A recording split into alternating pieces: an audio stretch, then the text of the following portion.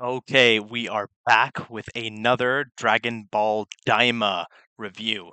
Episode 16, Degasu. And basically, this episode picks up right from the previous episode with Goku and the gang pretty much laying waste to the army that tried to stop them. And then it picks up with them trying to go into the castle, and then they're greeted by Ginyu Force number 3. They finally arrive, and they kind of, the Z fighters kind of mutually agree. Vegeta is going to be the one to fight them. And one thing I noticed is when Vegeta is standing off against one of the members of the Ginyu Force number 3, uh, Vegeta is like very very small. He only goes up to like their knees. Now I know he's like supposed to be a kid, but I don't know. I just didn't think he would be that small. But it's whatever. I mean, even like the Ginyu Force, like Birder and Raccoon were like gigantic people. So it kind of makes sense that these guys would also be pretty big. But Vegeta just decides to fight, and you know they are all kind of going at Vegeta for a second, and I think there's a kind of a funny reference when one of the bad guys, pulls out one of his knives and another one of his guns, and he starts doing a bunch of tricks and whatnot with it, and he's making this big show, and then all Vegeta does is just throw one ki blast at him, and he's basically down, and I thought it was kind of funny, and it reminded me of that famous scene from Raiders of the Lost Ark where a bandit has a sword and he's like swinging it around, and then Indiana Jones just shoots him. And I think you can see some of those like references and a lot of those inspirations in Dragon Ball, like from 80s movies or 90s movies, like that kind of sci-fi action sort of genre. We see stuff referenced from like the Terminator series, as well as things like Alien, which Frieza's third form is very reminiscent of the xenomorph design from the Alien series. But basically, this fight continues, and Vegeta, pretty much makes quick work of all of them. And then, like, the main guy decides, okay, I'm going to use my big fireball attack. And he kind of throws out one as a warning shot, and then he's about to throw out his really, really big one. But then, one of his one of his team members just kind of like moves his gun a little bit, and like they end up kind of knocking into each other, and the blast fails, and it was kind of funny seeing like kind of an anticlimactic end to the battle, like because I just was not expecting it at all, and it showed that they don't really have that much synergy, and they get tied up like pretty quickly, and they, funny enough, the leader of the group actually forgives like his subordinates for you know kind of messing up or whatever, or messing up his attack, and it shows like they're pretty chill. like it reminds me of like how Vegeta did, like in the Planet Namek saga. Vegeta was, I think, probably out of all of the characters, I think he fought the most with the members of the Ginyu Force. I think if you like ran the numbers, I'm pretty sure he fought the most, and I'm pretty sure he also decided to kill the most amount of Ginyu Force members. Um, and of course, that was back then when Vegeta was like still an antagonistic role in the series, and he was a lot more dark back then, so he was kind of more brutal, and he would just he killed basically all the Ginyu Force members. But now you see like Vegeta's like kind of a good guy now, and they're all just kind of tied up, and it was just kind of nice to see like that kind of you know it didn't feel like so heavy. It was just kind of light, and that was kind of nice. It was kind of fun to see those scenes of the Ginyu Force number 3 just being like super chill. And even and adding on to that, one of the Ginyu Force members, like while Goku's about to go into the castle, he just gives him like a big bag of potato chips. And one thing is like in like Japanese, I'm pretty sure the way you say potato chips is just potato chip or something like that, uh, which is kind of funny. But yeah, Goku gets the potato chips, and they uh, head into the castle, and they decide to disband from Pansy's army, Pansy, Bulma, and Glorio.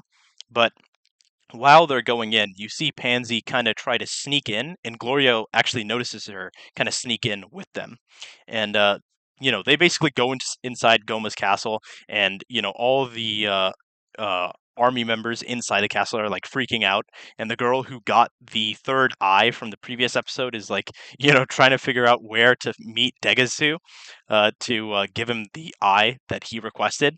And of course, Degasu right now is just, taking care of Dende, to eventually take him away.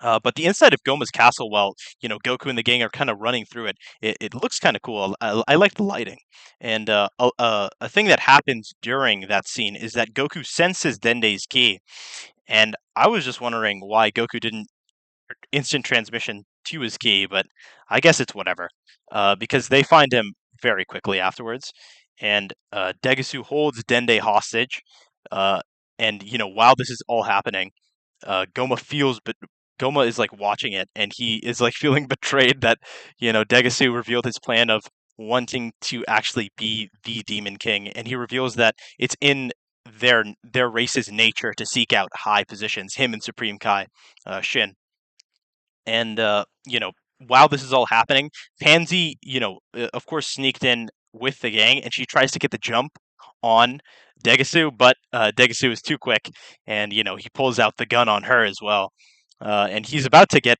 away, but then something hits him in the head, and it's Glorio. Glorio coming in clutch, and I like to see, I like that Glorio had to, got to help out, because from that sparring match with Goku, we saw that they're not like, at least for now, they're not really on the same power level. Goku just kind of puts his hand on Glorio's back and he says, "You're done, kid," and that's basically about it.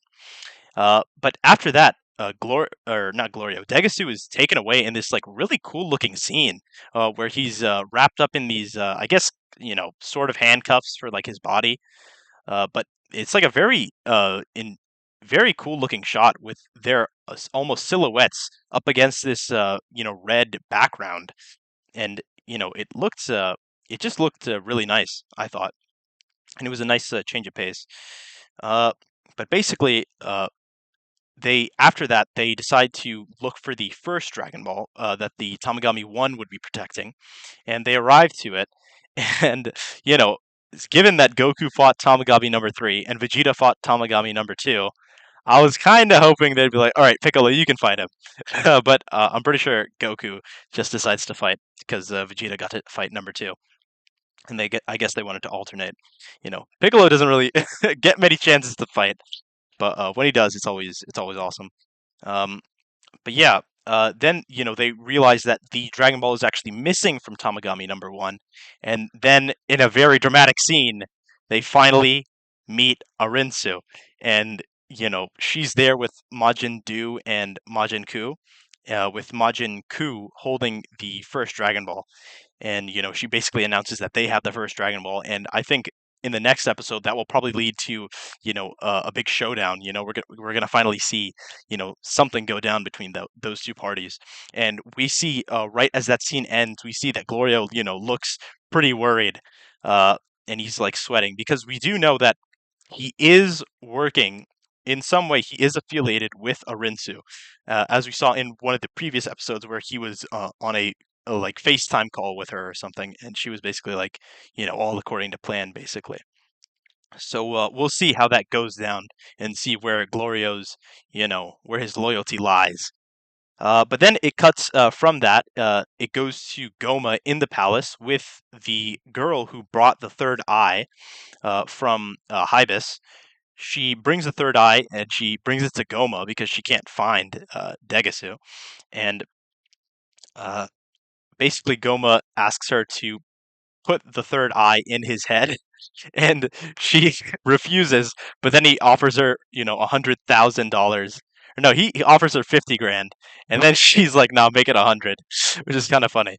But uh, yeah, eventually she puts the eye in his head, and he begins to transform. And I was thinking that they were going to do something like this because so far, uh, Goma has not been that intimidating. He's been kind of a joke. But he begins transforming, and his horns become bigger, and he starts growing and growing, and you can see like this terrified look on that girl's face, and she starts running away, and she drops some of her like diamonds and jewels she got from his treasure shop, and she comes back to grab them, even though he's like transforming into this horrific beast or whatever, which I thought was kind of funny. But she leaves, and then we see, Goma has the third eye in his head, and he's in his, big transformation. And then that's where the episode ends. So I think, a lot of big things happened.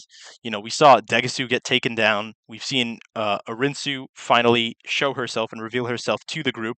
And we might see, where Glorio, his loyalties lie. And Goma, of course, has now his big superpowered form. So, you know, who knows? Maybe, Super Saiyan 3 Goku, Super Saiyan 3 Vegeta might not be enough, and they might have to eat a fusion bug? I'm just saying. But we'll see.